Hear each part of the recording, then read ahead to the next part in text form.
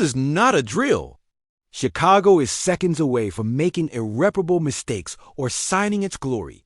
First bomb, 3 free agents on the radar who would resolve all the 2024 weaknesses. But if you wait another 24 hours, Green Bay will. Get them. Second alert. A hidden QB grows 500% faster than Caleb in private practices and could make you forget Keenum by September. But wait for the final tsunami. The office is considering a trade that would take Braxton Jones from protection for a CB that has failed in 2 franchises. This move will put Williams against killers like Micah Parsons without protection. Do you trust a 7th-round rookie to save us? Subscribe now. What comes at minute 315 will make your blood boil with rage or euphoria. Each like is a vote. Do you sign or burn this deal?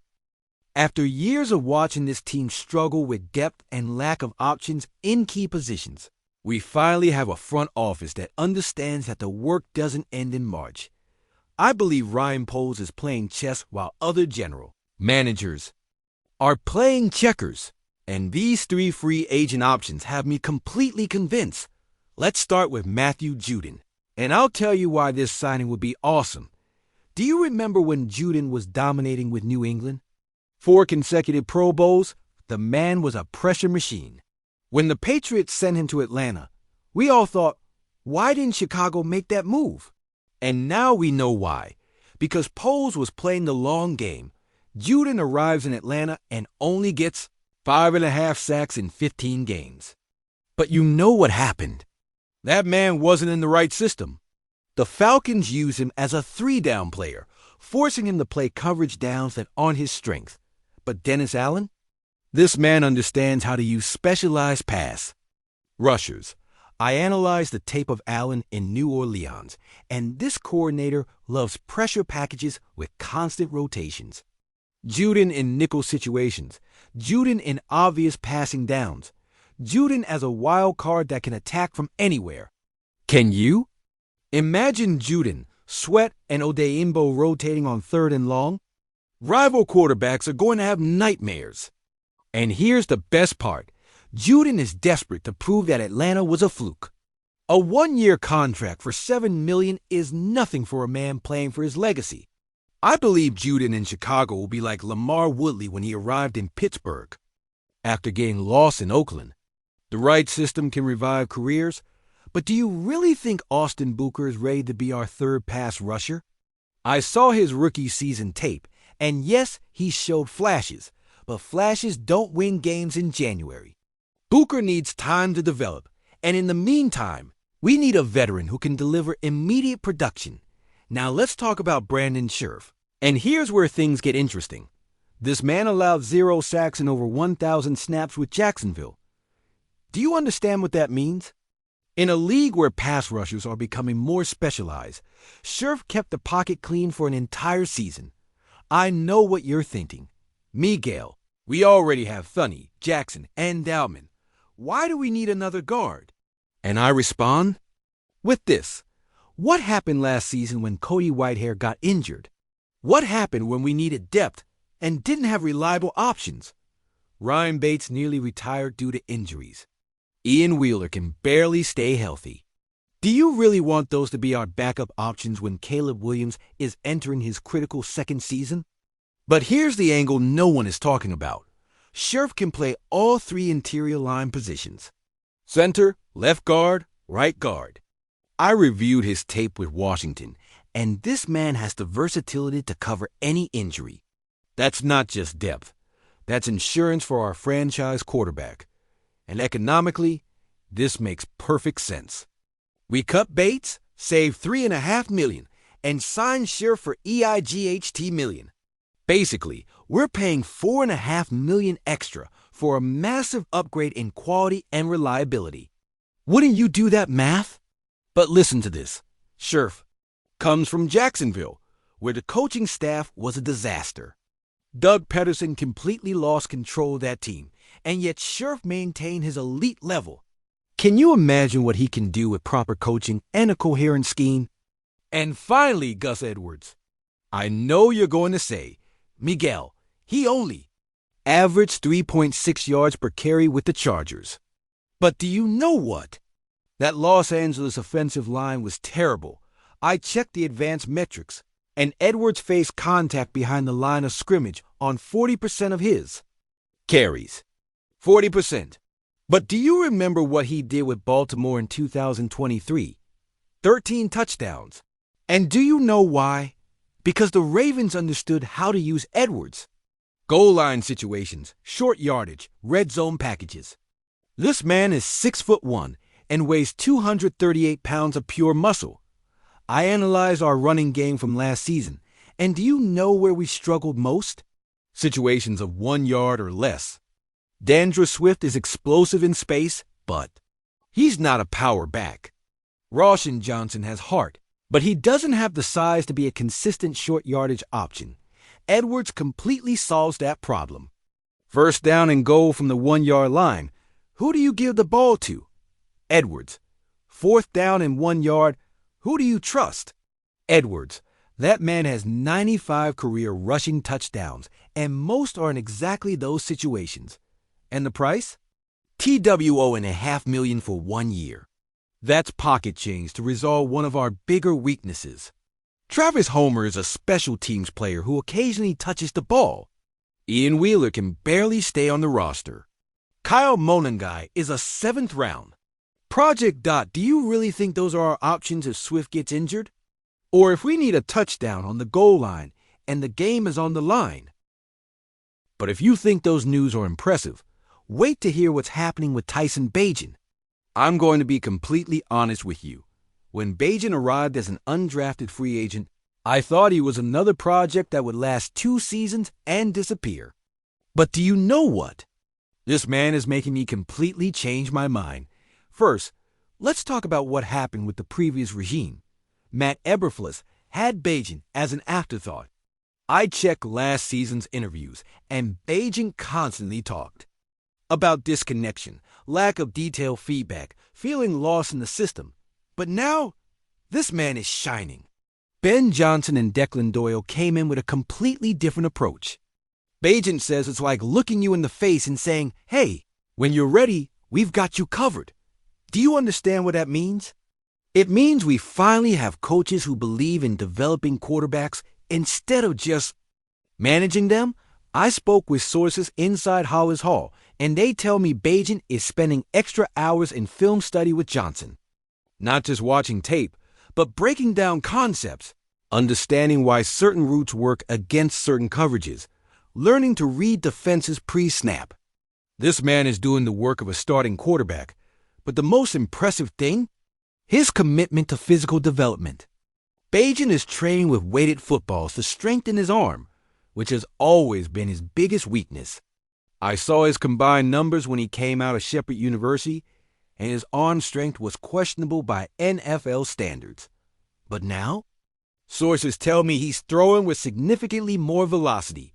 And not just that, this man is doing 5-mile partner carry workouts with teammates. Do you know what that means? Leadership development, team building, showing he's willing to suffer along with the rest of the team. That's exactly what you need from a quarterback, especially in Chicago.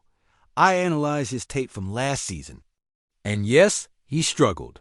3 interceptions in the game against Minnesota, questionable decision-making in pressure situations. But do you know what else I saw? Arm accuracy on short to intermediate routes, pocket presence under pressure, and leadership qualities that you can't teach. The biggest difference with this new coaching staff is the attention to detail.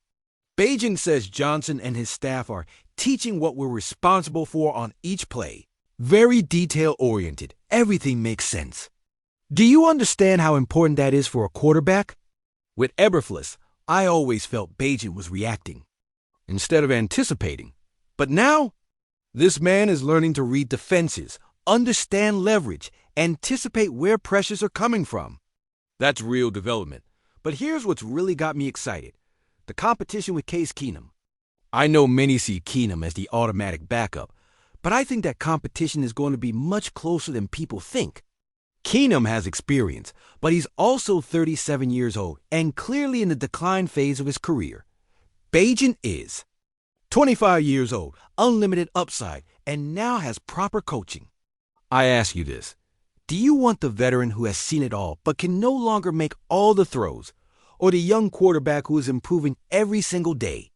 And here's the angle no one is discussing. Beijing's skill set fits perfectly with what Johnson wants to do offensively. Johnson loves mobile quarterbacks who can extend plays, make throws on the run, create when the original play breaks down. Keenum is a traditional pocket passer. Beijing has that dual threat capability. I reviewed Johnson's play calling in Detroit, and he constantly used zone read concepts, RPOs, designed quarterback runs. Who do you think can execute those plays better? The veteran with limited mobility, or the quarterback who ran for over 3,000 yards in college? But the most important thing, Beijing is showing confidence we never saw before. In recent interviews, this man is talking like a starter, not like a backup hoping for opportunities. That's mindset development, and I believe it comes directly from having coaches who believe in him. I predict that the training camp will be more competitive than people expect. If Beijing continues improving at this rate, it wouldn't surprise me if he pushes Keenum for that backup role, or even if he emerges as a legitimate option if anything happens to Caleb Williams. But here comes what has all Bears Nation divided. A trade proposal so crazy I can't believe anyone is taking it seriously.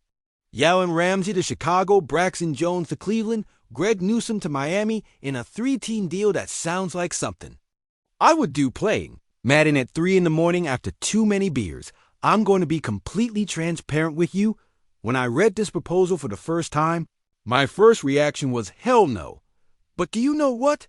After analyzing it in depth, I understand why some people are intrigued. Let me break down both sides of this debate. First, let's talk about what Jalen Ramsey will bring to Chicago. This man is still elite at 31 years old.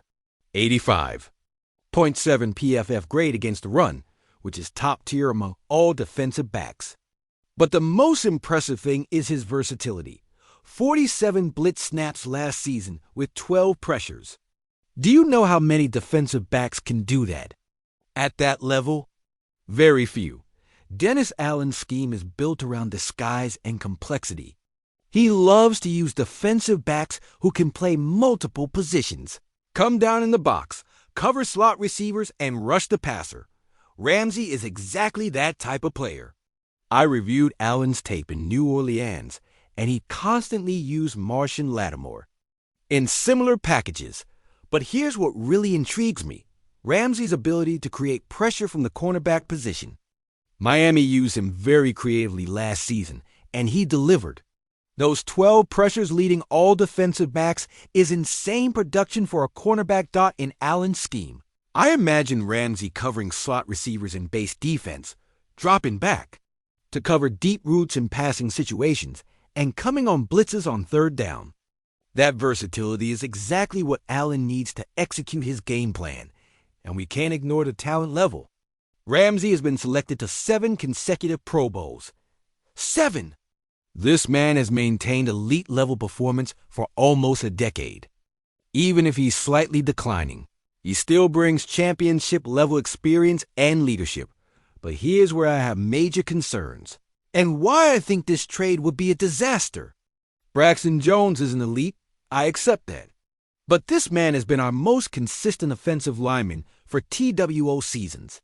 Do you remember the chaos we had at left tackle before Jones established himself? Jermaine Ifedi getting embarrassed by edge. Rushers, Larry Borum looking completely lost. The revolving door that cost us games. Jones brought stability. He's not going to be all pro, but he keeps Caleb Williams upright. And in a league where left tackles are getting paid over $20 million per year, we have Jones on a cheap rookie contract for 2 more seasons. But my biggest concern? Depth. If we send Jones to Cleveland, our options to replace him are Kieran Amagaji and rookie Ozzie Trapelo. Do you really want to bet Caleb Williams' sophomore season on 2 players with 0 proven NFL experience? I reviewed Amagaji's college tape, and yes, he has potential. But potential doesn't protect quarterbacks in Week 1 against real NFL pass rushers. And Trapelo is a 7th-round pick that most experts thought would be a practice squad. Player. Do you remember what happened when we lost Charles Leno?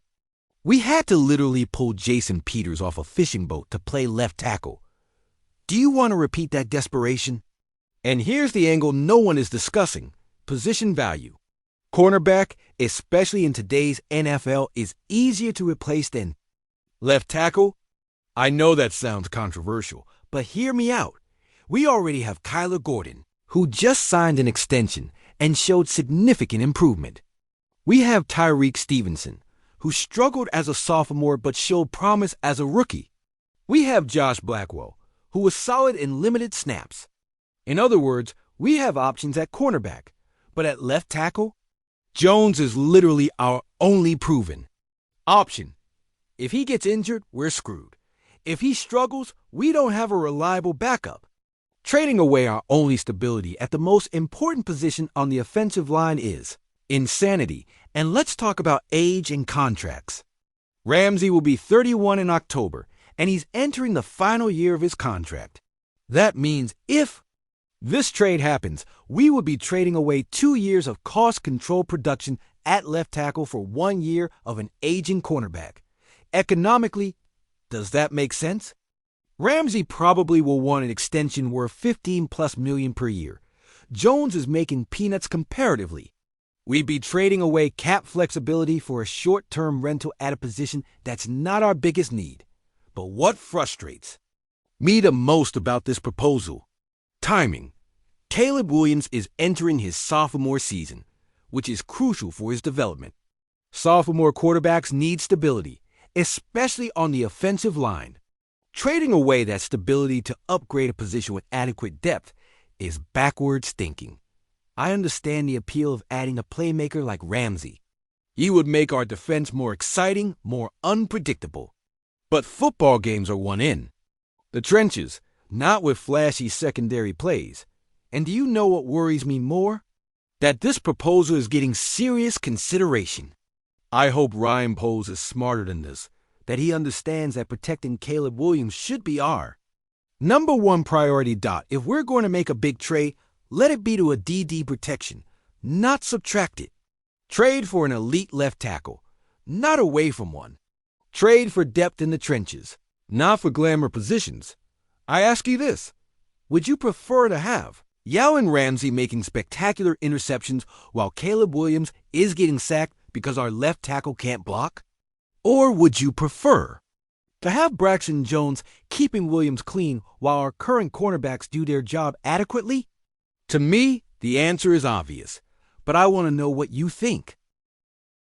Now, I want to know what you think about these 3 explosive news stories that are defining our off-season. Do you agree with me that Ryan Poles should be aggressive in signing Juden, Sherf, and Edwards? Do you think Tyson Bean can really emerge as a legitimate competitor for the backup role under this new coaching staff? And are you as horrified as I am by that crazy proposal to trade Braxton Jones for Jalen Ramsey? These aren't just rumors and speculation. These are decisions that will define if we have a successful 2025 season or if we'll be looking back wondering what could have been. Leave me your comments, because this community we built here is a family, and families debate these big decisions together. If you believe Poles should be aggressive in the free agent market, give this video a like. If you think Beijing deserves a real opportunity to compete, subscribe to the channel for more exclusive Bears content. And if you're completely against that crazy trade like I am, let me know in the comments. I guarantee you tomorrow we'll have more breaking news about our beloved Bears. And you can't miss what's coming for Chicago. This season is going to be special, and I want all of you to be part of this incredible journey. Go Bears! See you in the next video.